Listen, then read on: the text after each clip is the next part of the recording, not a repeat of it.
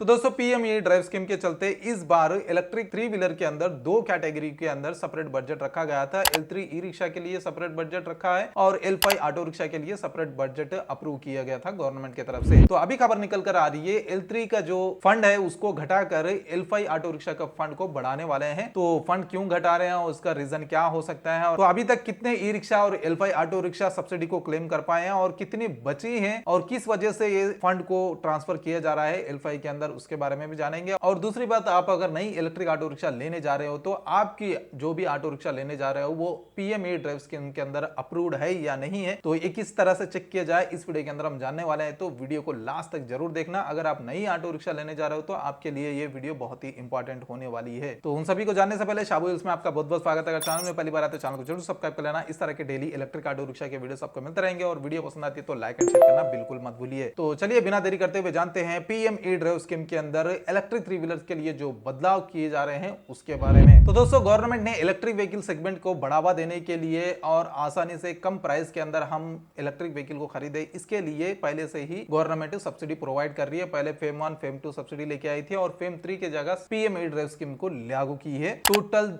10,900 crore budget के साथ। और ये स्कीम जो है वो अक्टूबर 1 2024 से लेकर 31 मार्च 2026 तक चलने वाली है। तो अगर हमारे थ्री व्हीलर की ही बात करते हैं तो इस बार थ्री व्हीलर के अंदर दो सेपरेट कैटेगरी को इंडिविजुअली ट्रीट किया गया है। L3 ई रिक्शा के लिए भी सेपरेट बजट अलॉटमेंट किया गया है और L5 के लिए भी सेपरेट बजट अलॉटमेंट किया गया है। अगर L3 की बात करें तो L3 ई रिक्शा के लिए टोटल 1,10,596 यूनिट्स के लिए 192 करोड़ का बजट अप्रूव किया गया था और ये बजट जो है वो ईयरली वाइज भी यहाँ पे डिवाइड किए हैं। पहला फाइनेंशियल ईयर जो है 2024-2025 में 43,371 यूनिट्स पे 1,008 करोड़ का बजट यहाँ पे अप्रूव किया गया था और इंडिविजुअल व्हीकल पे देखा जाए तो पर किलोवाट 5,000 और कैप रखा गया था 25,000, यानी पर व्हीकल 25,000 से ज्यादा सब्सिडी नहीं मिल रही थी इलेक्ट्रिक ई रिक्शा पे। तो यहाँ पे दूसरा फाइनेंशियल ईयर भी मेंशन किया गया है, या इस फाइनेंशियल ईयर में थोड़ी सब्सिडी घटा दी गई है। तो व्हीकल्स को यहाँ पे नंबर्स यूनिट्स बढ़ा दिए गए हैं। तो 67,225 इलेक्ट्रिक ई रिक्शा पे 84 करोड़ का फंड यहाँ पे अप्रूव किया गया है और पर व्हीकल के हिसाब से देखा जाए तो पर किलोवाट 2500 की सब्सिडी और पर व्हीकल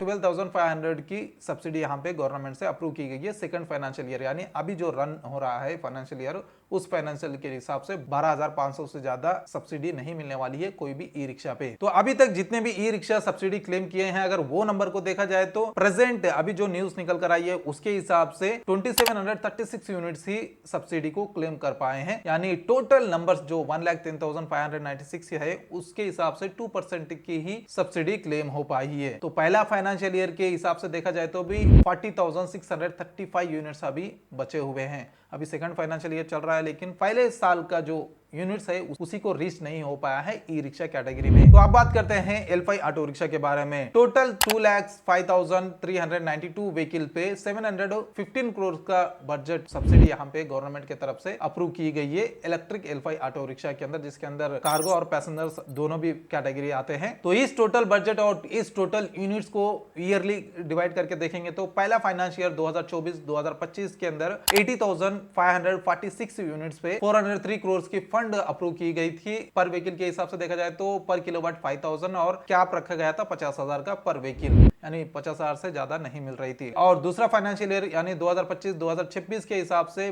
थोड़ी सब्सिडी घटा दी गई है, तो व्हीकल्स को थोड़ा बढ़ा दिए गए हैं। तो 1,24,846 यूनिट्स पे 312 करोड़ की सब्सिडी यहाँ पे गवर्नमेंट की तरफ से अप्रूव की गई थी और पर व्हीकल का हिसाब से देखा जाए तो भी सब्सिडी थोड़ा घटा दी गई है। पर किलोवाट 2500 की सब्सिडी और कैप रखा गया है 25,000, यानी आधा सब्सिडी घटा दी गई है। तो अभी तक 1,55,085 इलेक्ट्रिक ऑटो रिक्शा सब्सिडी को क्लेम कर पाए, यानी ओवरऑल जितने टोटल यूनिट्स रखे गए थे गवर्नमेंट की तरफ से उसके अंदर 75% टारगेट हिट हो चुका है, यानी कंप्लीट हो चुका है। तो थोड़े बहुत ही बचे हुए हैं। अब जब शुरुआत की थी 2024-2025 के फाइनेंशियल ईयर में ही ये जो नंबर है वो क्रॉस हो गया था, तो उसके वजह से फिर 2025-2026 का भी सब्सिडी बहुत ही जल्द लागू की गई थी। तो ओवरऑल अभी तक जो यूनिट्स बचे हुए हैं, अभी रिमेनिंग टोटल यूनिट्स 50,307 यूनिट्स ही बचे हुए हैं L5 ऑटो रिक्शा कैटेगरी में। तो यहाँ पे सीधा सीधा देख सकते हैं जो L3 कैटेगरी के जो सब्सिडी है वो सही तरह से यूटिलाइज नहीं हो पा रही है और वो जो टारगेट नंबर रखा गया था वो रीच नहीं हो पा रहा है। तो इसके लिए अभी खबर निकल कर आ रही है गवर्नमेंट की तरफ से, जो बची हुई जो फंड है, जो सब्सिडी है, वो L5 ऑटो रिक्शा पे ट्रांसफर करने वाले हैं और majorly L5 auto cargo auto rickshaw पे ये फंड को ट्रांसफर करने वाले हैं। तो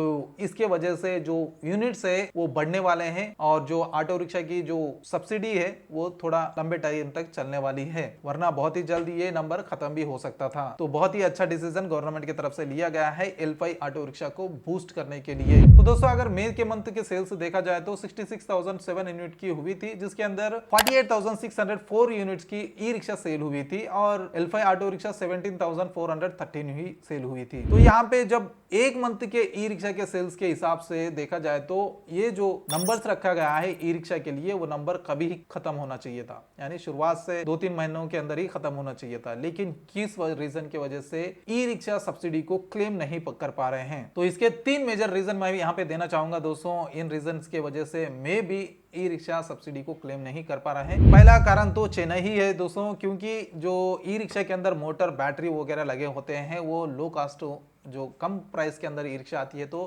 प्राइस घटाने के लिए जो मैन्युफैक्चरर या असेंबलर है वो चाइना से बल्क में ऑर्डर्स मंगा के यहाँ पे मैन्युफैक्चर या असेंबल करके बेचता है। तो इस रीजन की वजह से जो गवर्नमेंट का जो टर्म्स एंड कंडीशन है उसके अंदर मेजर जो कंडीशन है लोकल मैन्युफैक्चरिंग का, वो टर्म यहाँ पे सर्टिफाई नहीं होता है, उसी वजह से सब्सिडी को क्लेम नहीं कर पा रहे हैं। ये मेजर है। तो बहुत सारे अनऑर्गेनाइज्ड जो इलेक्ट्रिक ई रिक्शा है वो इसी तरह से सेल हो रहे हैं, इसी तरह से मैन्युफैक्चरिंग हो रहे हैं, इस कारण से भी सब्सिडी क्लेम नहीं हो पा रही है। और इसके साथ साथ लीड एसिड के बैटरी भी यहाँ पे कई सारे ई रिक्शा के अंदर हम देख सकते हैं। तो लीड एसिड बैटरी को सीधा सीधा गवर्नमेंट ने मना कर चुका है। मेजर रीजन है सब्सिडी क्लेम नहीं कर पाने का। और दूसरा रीजन है लो बैटरी साइज। पर किलोवाट पे 5000 का सब्सिडी यहाँ पे गवर्नमेंट दे रही थी, तो मैक्सिमम ई रिक्शा के अंदर 2 किलोवाट और 3 किलोवाट आवर ही बैटरी मिलती है। तो उसी हिसाब से देखा जाए तो गवर्नमेंट की सब्सिडी बहुत ही कम मिल रही थी। तो ज्यादातर डीलर्स या इंडिविजुअल्स यहाँ पे इंटरेस्ट नहीं बताते हैं, कम बजट के लिए डॉक्यूमेंट सबमिट करें और लंबा प्रोसेस फॉलो करना पड़े,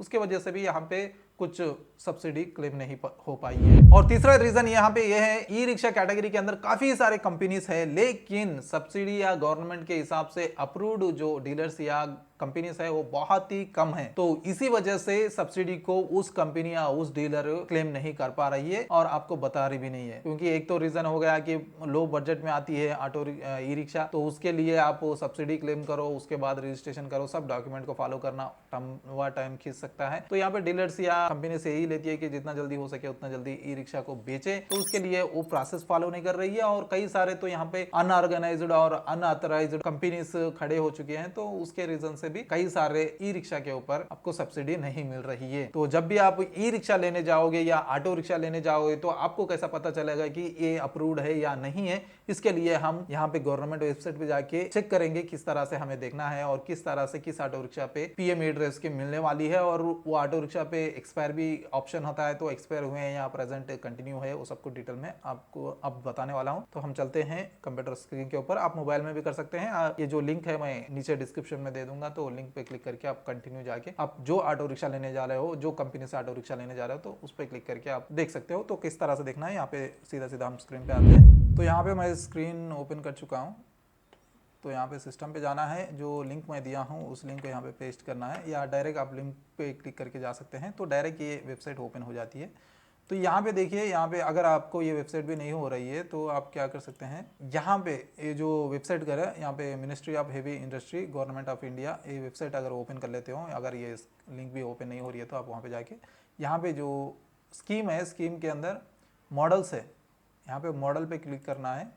तो ये वाला ऑप्शन आ जाता है आपको, यहाँ पे जितने भी है ये सब कुछ यहाँ पे दिखते हैं। देखिए यहाँ पे बता रहे हैं जितने भी कंपनीज अप्रूव्ड है, सब कुछ यहाँ पे बताता है। लेकिन आपको एक पर्टिकुलर मॉडल को चूज़ करना है या कंपनी को चूज़ करना है, तो यहाँ पे आते सेलेक्ट OEM है ना, यहाँ पे जाके जो भी कंपनी के ऑटो रिक्शा आप लेना जा रहे हो तो यहाँ पे सेलेक्ट कर सकते हो। जैसे कि यहाँ पे TVS को ही चेक कर लेते हैं, बहुत सारे लाइक्स आ रहे हैं, कमेंट्स आ रहे हैं, तो इसको चेक कर लेते हैं यहाँ पे। और यहाँ पे सेगमेंट पे चेक करना है, हमें 2 व्हीलर भी मिल रहा है, 3 व्हीलर मिल रहा है, तो 3 व्हीलर को सेलेक्ट कर लेना है और यहाँ पे सेट्स पे क्लिक करिए। तो देखिए यहाँ पे है TVS मोटर कंपनी लिमिटेड, और यहाँ पे कौन सी है ये मॉडल, देखो EV मॉडल नेम है ना यहाँ पे, TVS किंग EP4।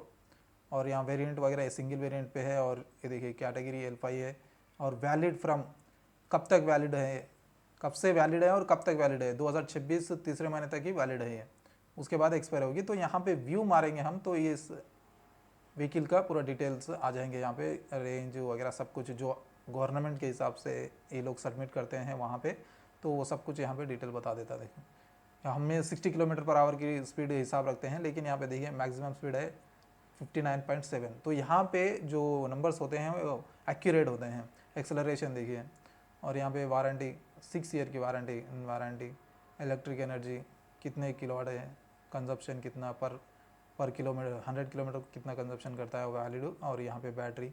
तो ये सब कुछ डिटेल यहाँ पे हैं, और साथ ही साथ इमेज भी डाउनलोड कर सकते हैं, या वही ऑटो रिक्शा है या नहीं है, आप वो भी चेक कर सकते हैं।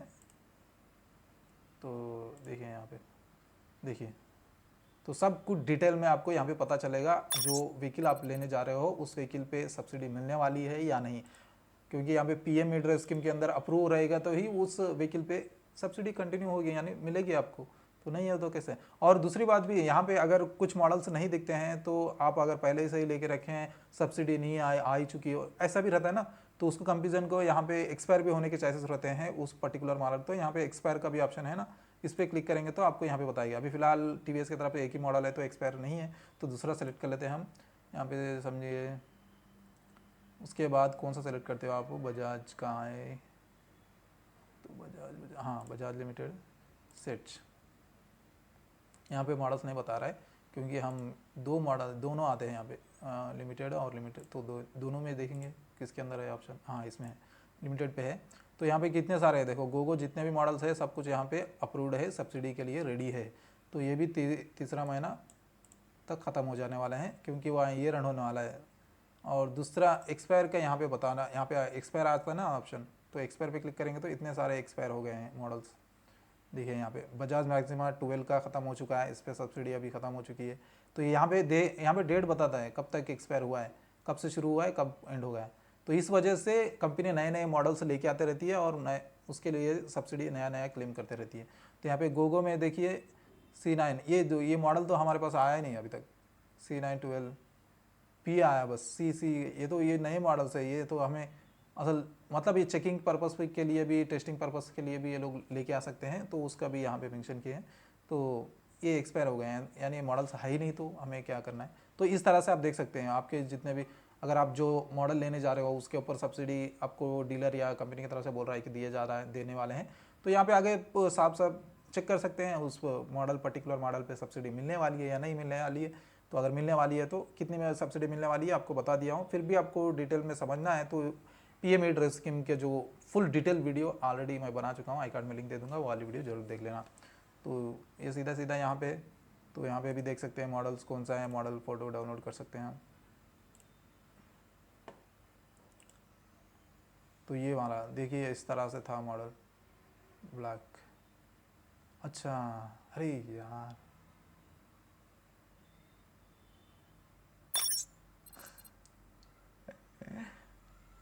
ये क्या देख लिया रे हम,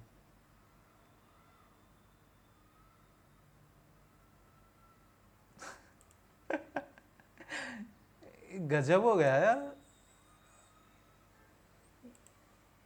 और ये भी देख लेते हैं।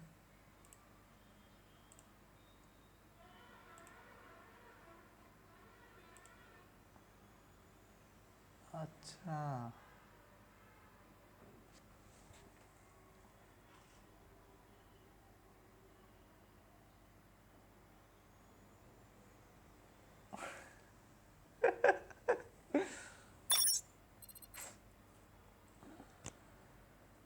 तो बहुत ही जल्द आने वाला है।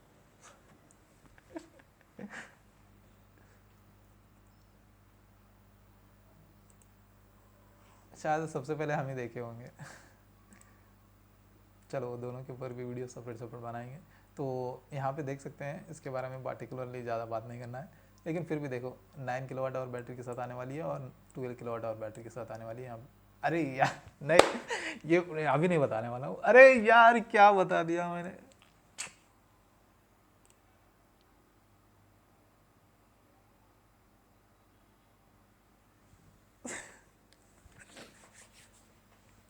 मत देखना वीडियो बनाए तक, जब तक मैं वीडियो बनाता हूँ तब तक देखना मत। मैं एक पहले वो वाला वीडियो बनाने के बाद ही वो वाला वीडियो बनाने के बाद ये वाला वीडियो, अरे यार आज ठीक है रहने देते हैं, देख लीजिए क्या करते हैं अब, कुछ भी नहीं। क्या देख लिया यार मैं। ठीक है, इस तरह से आप चेक कर सकते हो जो भी मॉडल आप लेने जा रहे हो, तो इस तरह से चेक लेना, लेकिन वो वाला मॉडल मत चेक करना।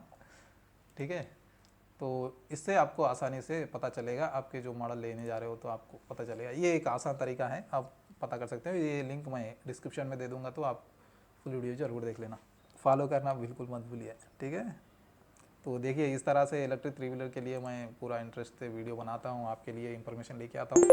तो आप लाइक शेयर और सब चैनल को सब्सक्राइब करना बिल्कुल मत भूलिए। तो मिलते हैं बहुत जल्द एक और नई वीडियो के साथ। Until then bye bye and see you soon.